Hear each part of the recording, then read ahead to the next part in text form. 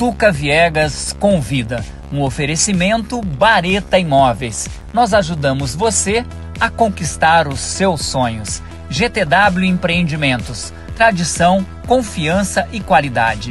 AIS Negócios Imobiliários. Abrindo janelas de oportunidades. Olá!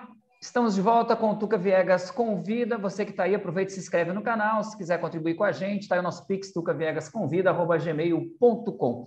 Hoje a gente bate um papo muito legal, muito interessante, com o representante da Federação Espírita do Rio Grande do Norte, aqui na região oeste, Marcelo Dantas, que também compõe a Casa do Caminho em Mossoró. A Casa do Caminho faz um trabalho muito bonito aqui na cidade e também na região. A gente vai falar mais especificamente sobre o Setembro Amarelo. Marcelo, muito obrigado. Eu sei da sua correria, das suas atividades, mas é um prazer recebê-lo, um prazer revê-lo. Te dar as boas-vindas e eu queria começar com uma pergunta. Vocês fizeram uma postagem no Instagram da Casa do Caminho que eu achei assim fantástica, belíssima, sobre o Setembro Amarelo, onde vocês colocaram que poderiam ajudar as pessoas nessa vida ou em outra vida. Eu gostaria que você falasse para a gente como é que o Espiritismo, né, vê essa questão do suicídio. Obrigado pela sua presença.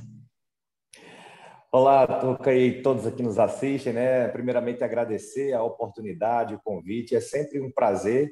A correria é sempre grande, mas a gente sempre encontra um tempinho, principalmente para falar de temas que são importantes, né, para a nossa vida e para a vida de tantas pessoas, né?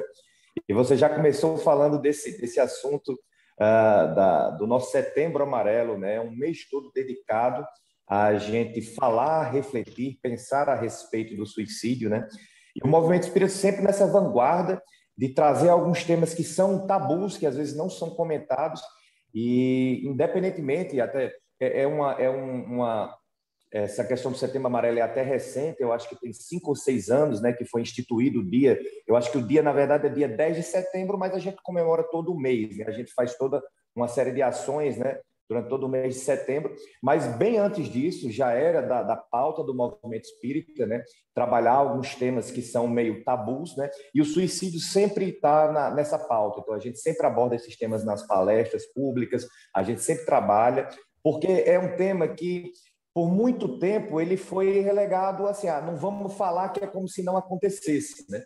E na verdade, isso é extremamente prejudicial para tudo, né? A gente tem que realmente conversar, tem que refletir, tem que ouvir as pessoas, e é um mês de conscientização para, principalmente, a gente estar alerta, porque o suicídio ele pode sim ser prevenido e a gente tem ferramentas para auxiliar nesse sentido, né? Maravilha.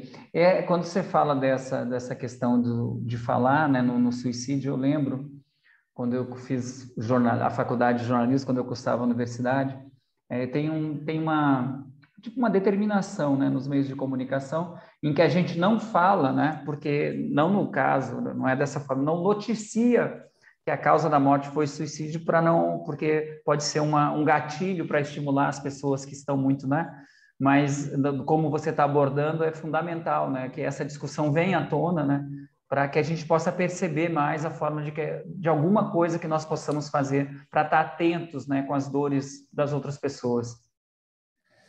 O suicídio é um fenômeno realmente muito, muito interessante. Existe essa questão de que muitas vezes, quando se divulga, principalmente quando se divulga enfim, né, meios de muita alcance, né, a gente de fato aparentemente causa alguns gatilhos em pessoas que já têm essa predisposição, já pensam em suicídio.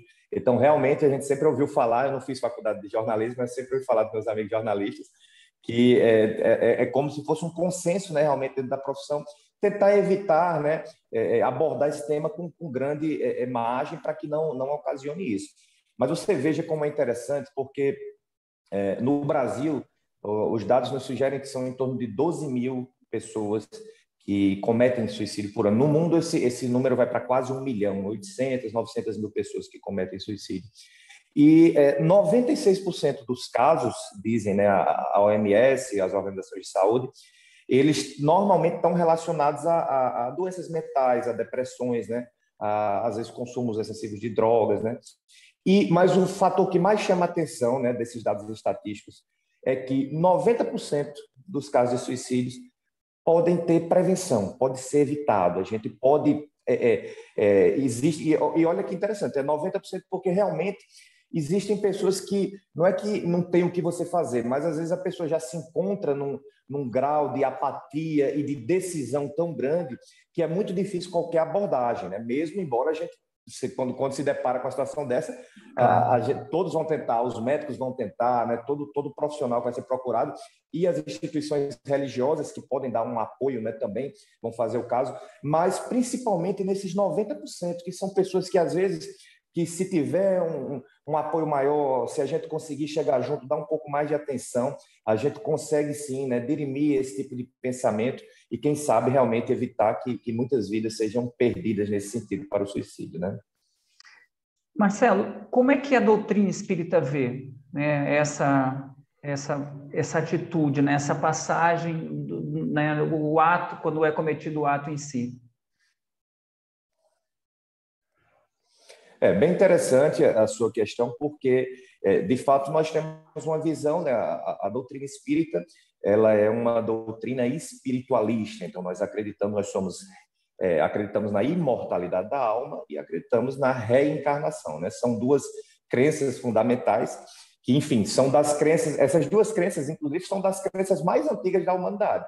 Faz mais tempo que a humanidade acredita na imortalidade, na reencarnação, do que na vida única, por exemplo, né? Porque, na verdade, as civilizações mais antigas, os hindus, né, toda aquela civilização do Antigo Oriente, né, elas acreditavam na vida após a morte, acreditavam no retorno, né, porque essas crenças elas foram se maturando, mas sempre foi uma crença unânime, né, assim, sempre existiu esse tipo de crença na imortalidade. Então, nós espíritas enxergamos que nós somos muito mais do que um ser carnal, né? Nós somos um ser espiritual que estamos vivenciando uma experiência carnal. E posto isso, esta não é a nossa primeira experiência, né? Nossa primeira vivência. Já tivemos muitas outras e teremos tantas ainda mais. A morte para o espírita, né? Ela é apenas uma passagem, né? Um momento entre uma vida e outra. Então, você pensando a partir desse preceito, né? A morte em si, ou você cometer o suicídio, ele perde completamente o sentido, porque aquele que comete o suicídio, ele quer exatamente, ele quer sair dessa vida, ele quer parar a dor que ele sente, ele quer matar uma vergonha, ele quer esconder-se, muitas vezes, são muitas as causas, muitos os fatores, né? E, na Muitos. verdade, ele, diante da nossa crença, ele atinge exatamente o objetivo contrário, né? Porque ele não vai conseguir exterminar a vida, ele não vai ter o nada, né? E ainda assim ele vai sofrer as consequências dessa atitude, né? Que é, enfim, perceber que essa atitude só vai trazer mais sofrimento ainda, que vai trazer sofrimento, além de trazer sofrimento para ele, traz muito sofrimento também para todos os familiares, para todas as pessoas que ficam, que o amam, né? Então, dentro desse contexto, dentro do contexto da imortalidade da alma, nos percebendo enquanto seres imortais, isso faz com que a gente mude realmente a chavinha da nossa vida, né? Porque a gente passa a perceber o seguinte, olha, e veja, eu até faço analogia com aquela música do Lulu Santos, né? Vamos viver tudo que há para viver, vamos nos permitir. E esse preceito é um preceito daqueles que têm, né, a vida única. Então, se eu tenho uma vida única, eu tenho que aproveitar todas as chances que eu tiver, eu tenho que aproveitar. E, claro, a gente tem que aproveitar as chances, as oportunidades da vida, mas não quando essas chances, quando essas oportunidades, às vezes vão contra, né, aquilo que a gente acredita e vão nos prejudicar muito. E quando nós nos entendemos enquanto seres imortais, cada uma das nossas atitudes passa a ser pensada de forma diferente. Porque eu disse, olha, não adianta, não tem segredos, isso não vai ficar só nessa vida, são várias existências. Tudo que eu planto aqui, eu colherei, seja mais tarde nessa própria existência, seja em outras existências.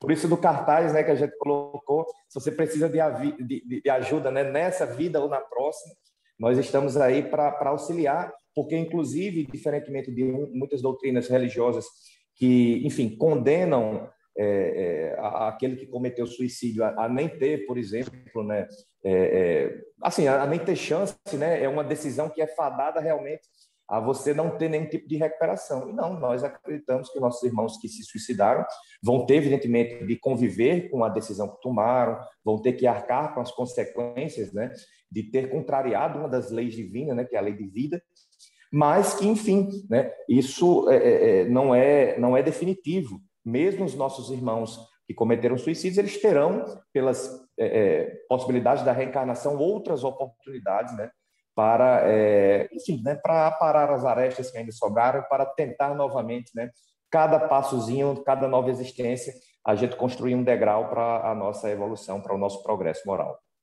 Maravilha.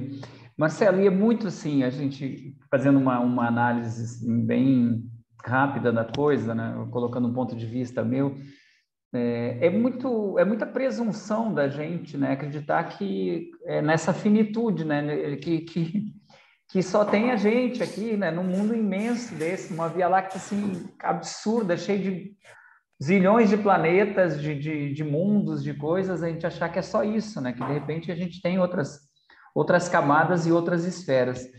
Mas tem uma coisa nessa questão do suicídio, e eu acho bem interessante quando começou a falar, né, antes da gente entrar na questão da doutrina, que sempre foi um tabu, né? Eu acho que ainda hoje é muito, né? As pessoas evitam de falar e ficam, né? Se uma pessoa tentou, a gente não...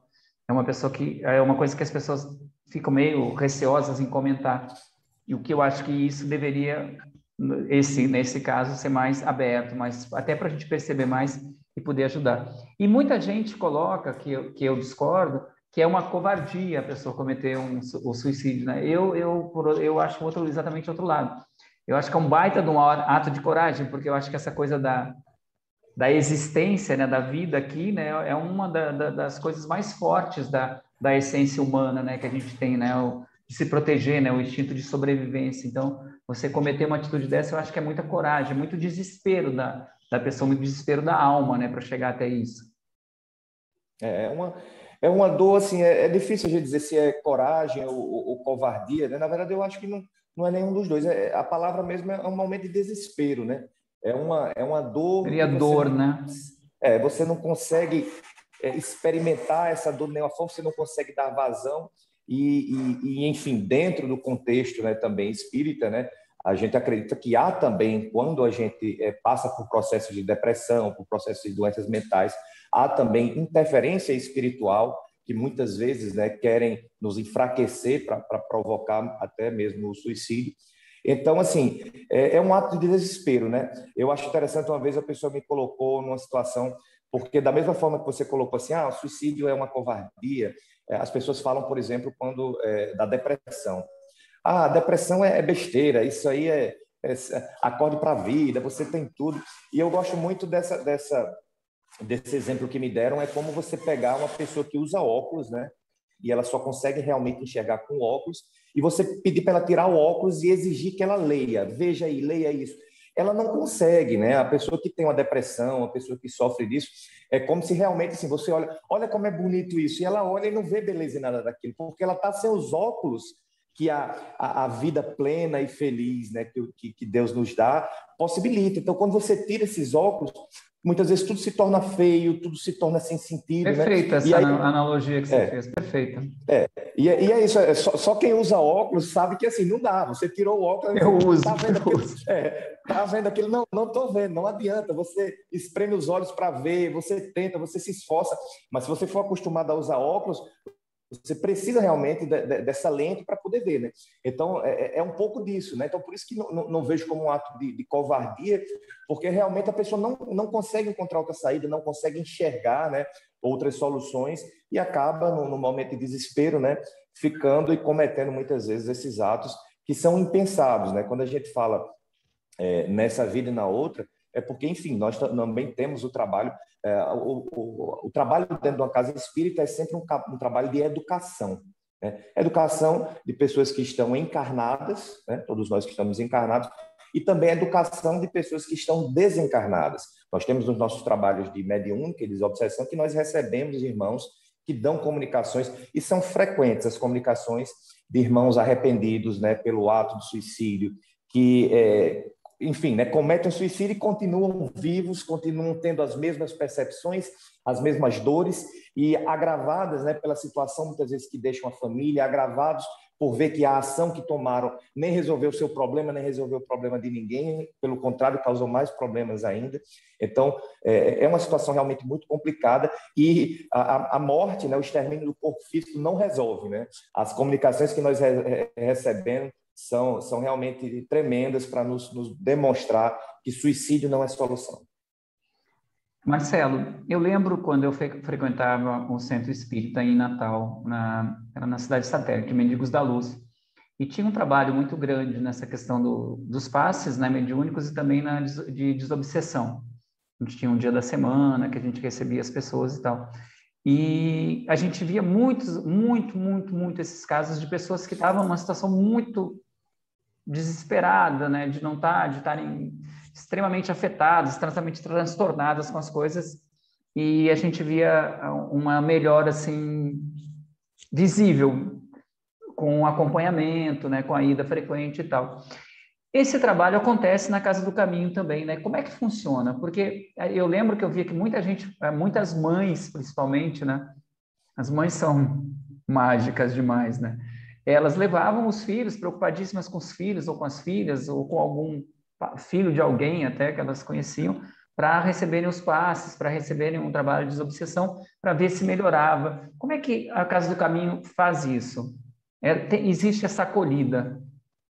Sim, sim. Existe essa acolhida, inclusive, né, a Casa do Caminho, nós não fazemos nenhum tipo de proselitismo para que você passe a ser espírita, né? A Casa do Caminho ou todo o centro espírita, ele é aberto a toda e qualquer pessoa que queira conhecer a doutrina, que queira se orientar, que busque qualquer tipo de apoio. Então, não há nenhum tipo de restrição, né, para que você passe a frequentar a Casa do Caminho. Inclusive, recebemos muitas pessoas de outras doutrinas religiosas que vão lá, participam das nossas ações, participam das nossos acolhimentos e depois voltam a frequentar a sua doutrina religiosa, a sua igreja, seu templo. E é o nosso objetivo. Se naquele momento a pessoa conseguiu ser acolhida, conseguiu ser atendida, atingiu aqueles objetivos mais emergenciais, e ela se sente bem, encontra, né, seu lugar numa outra identificação religiosa, ótimo, né? Nós não estamos lá para converter ninguém, estamos para ajudar as pessoas.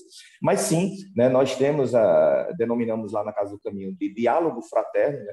É uma atividade que busca justamente receber as pessoas que, enfim, estejam passando por alguma situação, algum problema, e queiram receber orientações à luz da doutrina espírita, né?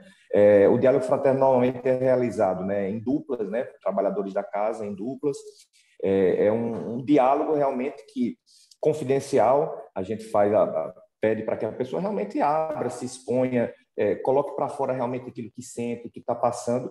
E dentro, né, dos ensinamentos do Cristo, no Evangelho, a gente vai tentando direcionar, né, boas ações, boas práticas, né, para que a pessoa possa superar esse momento de maior dificuldade. E dentro da própria casa, como você muito bem falou, né, a gente tem algumas ferramentas nesse sentido, né? Algumas terapias, como a terapia do passe, algumas terapias realmente que vão no sentido de estudos e trabalhos em grupos, que permitem que a pessoa possa colocar, né, os seus sentimentos e ouvir de outras pessoas também situações semelhantes. E sempre lembrando que o trabalho que é desenvolvido dentro das casas espíritas, né, ele é um trabalho complementar ao trabalho que possa eventualmente estar sendo realizado junto a um médico, né? Então, nós não fazemos, até as pessoas confundem, vocês têm terapias alternativas, eu sempre olho, a alternativa da ideia de você fazer um ou outro, não é isso que a gente faz. É uma complementar, né? É uma complementação, inclusive diversos profissionais da psiquiatria e da psicologia recomendam a pessoa, se você tem alguma crença, e as próprias pesquisas científicas já comprovam que a fé, a crença, né, também facilita muito, né, na cura, né? Ou seja, na obtenção de resultados mais positivos para qualquer doença, né? Já foram feitas diversas pesquisas. Pessoas que têm fé, que têm uma crença, elas conseguem se curar mais rápido. Não se sabe ao certo ainda quais fatores, se o fator de esperança, se o fator de motivação, de fé religiosa, mas o que se sabe é que, dado essas amostras, né, as pessoas que têm alguma fé, que têm alguma crença religiosa, acabam conseguindo resultados mais rápidos. Então, a gente tem sim esse trabalho, né, a gente faz esse acolhimento, a gente escuta as pessoas, a gente orienta para que a pessoa, como falei, continue fazendo o tratamento médico, né, se estiver fazendo, e complementarmente a gente faz essa sugestão de terapias, né? Terapias dentro das orações, terapias do passe, né? Que é de transmissão de boas energias, de renovação de forças energéticas, né? Então, são algumas ferramentas que têm trazido muito resultado, né? As pessoas muitas vezes nos procuram e já estão fazendo algum tratamento, às vezes sofrem de alguma doença mental, sofrem de alguma depressão, alguma bipolaridade, coisas nesse sentido, e a gente começa a fazer essa terapia complementar e eles, né, realmente nos passam que estão tendo resultados, né, bem melhores, que estão conseguindo realmente, e a gente fica sempre muito feliz com isso, quer essas pessoas passem a frequentar a casa ou quer elas sigam seu caminho ou frequentando outras religiões, ou às vezes nem isso, né? Então, é algo interessante que você falou, são muitas mães que nos procuram mesmo com os seus filhos, passando por situações difíceis, né, pais, às vezes situações realmente de emergência, e a gente procura, dentro do possível, acolhê-los, né, sempre com muito carinho, com muita atenção, e as pessoas muitas vezes precisam de atenção, a gente recebe pessoas que já tentaram suicídio muitas vezes, recebe pessoas que estão com muito baixa estima, que estão em depressão, que às vezes você não consegue nem tanto acesso para conversar com essas pessoas, mas você vai devagarzinho ali, conversando, orientando, principalmente, e uma das nossas principais ferramentas é o Evangelho segundo o Espiritismo, a terapia do Cristo, a moral do Cristo, que é essa. A moral do Cristo é algo tão interessante, e isso faz parte da introdução do Evangelho segundo o Espiritismo, né? Que ele até diz, olha, a vida do Cristo, ela pode ser dividida em várias partes, né? Os atos comuns, os milagres, né? Algumas passagens, e ele divide lá em 5 partes, né? E diz, ó, as 4 primeiras, né, podem ser alvo de, você pode até dizer, não, eu não sou cristão, eu não acredito nisso, eu não acredito nos milagres do Cristo, isso aí eu não sei nem se o Cristo existiu, mas, enfim, a conduta moral do Cristo, essa é irretocável. Quer queira, quer não, quer você acredite ou não na existência, quer você seja cristão ou não, a conduta moral do Cristo, ela é irretocável. Então, se a gente tiver essa moral do Cristo, né, dentro dos seus ensinamentos, a gente procurar segui-los, é realmente um caminho que nos traz muito resultados positivos. Marcelo, e assim, para quem está vendo a gente, né? Eu gostaria de ir na Casa do Caminho, gostaria de participar, gostaria de conhecer, de ver como funciona. Como é que tá o funcionamento agora? Que vocês mudaram alguns horários em função da pandemia, né? A localização é muito simples, né? Em frente ao Nogueirão, né? Na João da Escócia, é um local. A localização sempre a referência é perfeita, né? Perfeito. A Casa do Caminho ali, né? Você falou em frente ao Nogueirão, mas nós temos aqui em Mossoró 12 casas espíritas, né? Espalhadas em diversas regiões, em diversos bairros da cidade, né? Então, depois a gente pode até passar algumas informações. Claro. Eu estou falando especificamente da Casa do Caminho, não, perdão, eu peço até desculpas. Que é isso? Não, mas sem problema, sem problema. Só que às vezes as pessoas, eu gostaria de ir, mas é muito longe da minha casa. Então, depois, quem quiser conhecer, a gente tem realmente diversas casas espalhadas, né? Pelas mais diversas regiões da cidade aqui. Mas, evidentemente, em decorrência da pandemia, a gente está com funcionamento reduzido. Normalmente, nós funcionamos às segundas, quartas e sábados, né? Mas agora, aberto ao público, a gente está funcionando só às quartas-feiras, a partir das 7h15, né, com a nossa palestra pública. A gente tem a palestra pública, tem o diálogo 7h15 da noite. 7h15 da noite, 19h15, né? A gente já está com a casa aberta lá, recebendo as pessoas, e 8 horas em ponto a gente começa a nossa palestra pública, sempre abordando temas, né, dos mais diversos, né? E esse mês a gente vai dar uma especial atenção a esses temas relacionados ao suicídio, né, dentro do mês de prevenção ao suicídio, desse mês que é tão importante, da gente falar, da gente discutir isso, da gente conversar, principalmente durante esse período da pandemia, mais para meados de 2020, nós tivemos uma enxurrada de pessoas que nos procuraram, né? A gente não conseguiu manter a casa fechada, ficamos fazendo só o atendimento por hora marcada, né, com as pessoas, porque muitas pessoas nos procuravam, as pessoas acabaram tendo que ficar mais dentro de casa, acabaram exacerbando mais esses problemas, essas questões, e a gente esteve ao longo de todo esse tempo aí fazendo esse trabalho também de acolhimento, mesmo durante a pandemia, mesmo sem a casa funcionar, mas a gente funcionava, o pessoal marcava pelo Instagram, pelo WhatsApp, nos chamava lá e a gente procurava marcar um horáriozinho para atender e acolher essas pessoas. E, Marcelo, é muito interessante, né? Eu falei isso já, acho que a gente comentou, mas eu gostaria de referendar isso, gostaria de reafirmar. É muito interessante que a gente percebe os resultados, né? Os resultados são perceptíveis, né? A gente vê que como esse acolhimento é necessário, independente aqui de doutrina ou de qualquer... Mas o fato de você estar abrindo para receber, de você estar acolhendo, isso faz com que a pessoa fique muito melhor, né? A gente percebe uma leveza na pessoa quando acaba esse contato, né?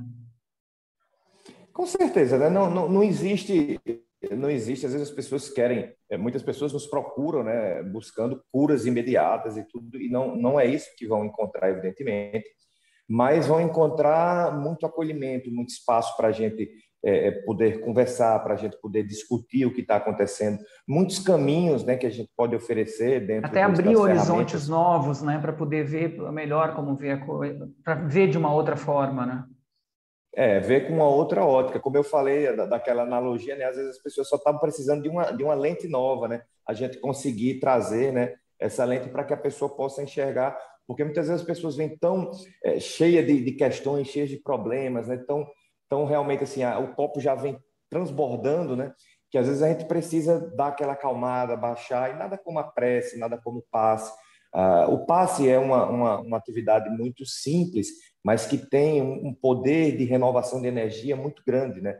O próprio Jesus já fazia o passe, estendendo as mãos, né, sobre aqueles irmãos, sobre aquelas pessoas que o procuravam, e a gente, repetindo esse ato de Jesus, né, faz essa mesma atividade, buscando a renovação das forças, né, acreditando que nós temos diversos centros de força, e muitas vezes esses centros de força eles só estão simplesmente congestionados, com tanta energia, com tantas vezes estresse, né? Coisas que a gente vai passando, sentimentos que a gente vai deixando sem resolver.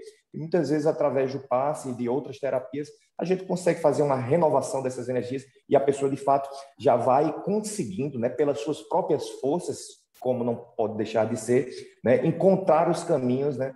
Porque o maior milagre que o Cristo promoveu foi conseguir nos dar a condição de nós mesmos nos curarmos. Então, nós somos o médico, né, do nosso próprio corpo, da nossa própria alma, né? Quando a gente consegue a condição, a gente consegue realmente nos curar. Claro que utilizando todas as ferramentas, inclusive as ferramentas que a medicina nos proporciona, mas nós temos essa condição de renovar as nossas energias para estar o tempo todo. Nosso organismo é preparado para isso, para estar o tempo todo se renovando e para estar o tempo todo promovendo, né, a cura do corpo e a cura da mente também. Isso é muito legal, isso que você falou agora é muito legal, porque isso é muito a psicologia humana, a psicologia clínica, né? Quando você conversa com um psicólogo, e aí, agora foi o dia do psicólogo, semana passada, né? E eu tenho duas psicólogas que eu amo de paixão.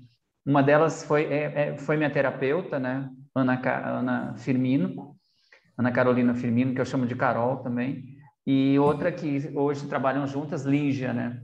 Lígia Souza. E eu falando com elas, eu as entrevistei logo no início do canal, e elas dizendo, Tuca, a gente não cura ninguém, são as pessoas que se curam. A gente ajuda as pessoas a verem as ferramentas que elas têm nelas mesmas para conseguirem ficar bem com elas mesmas, admitirem os pontos, trabalharem as coisas.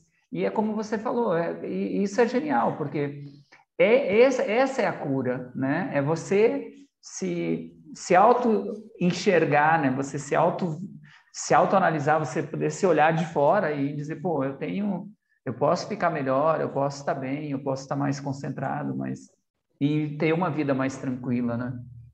Mais equilibrada, né? Eu sempre digo muito isso. A doutrina espírita na minha vida, falando um relato bem pessoal, o principal objetivo para mim é a questão de equilíbrio. Eu consigo me manter uma pessoa mais equilibrada por causa das ferramentas que a doutrina pode me dar. E outras pessoas, às vezes, encontram essas ferramentas de outras formas, né? Para mim, é na doutrina.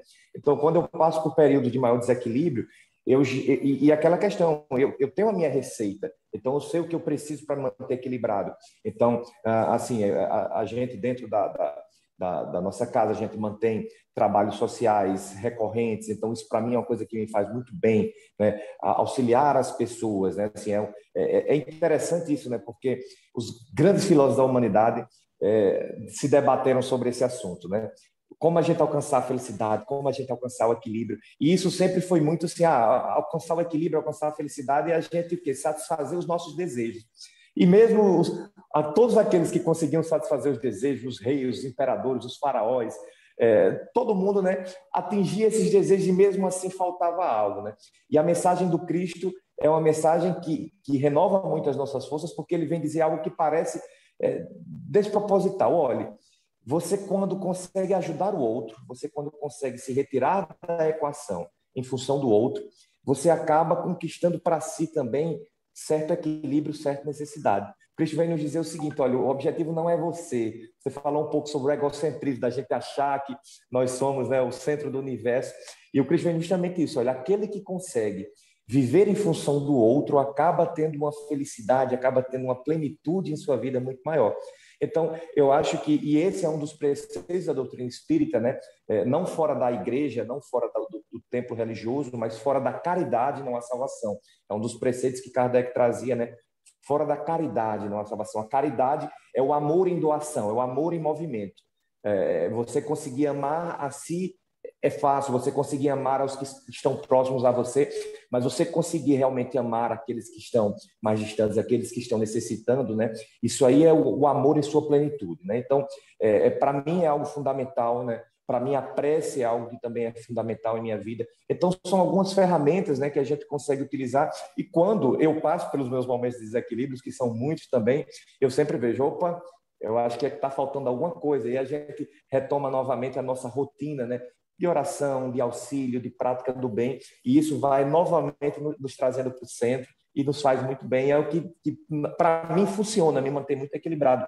Outras pessoas conseguem atingir isso com outras terapias, com yoga, enfim, né, com a música, com as expressões Com artísticas, né? corrida, com bicicleta, né, com alguma atividade, alguma Exato. coisa. Né? E que bom isso, e que bom, né? E quanto mais diverso isso for, melhor, né? Então, cada um tem que encontrar esse segredo, e eu acho que os nossos profissionais médicos e também as terapias complementares que as doutrinas religiosas podem oferecer estão muito nesse sentido de conseguir lhe mostrar que existem caminhos que você mesmo pode encontrar, e aí você vai conseguir por si próprio, né, as ferramentas para construir a sua estabilidade, o seu equilíbrio.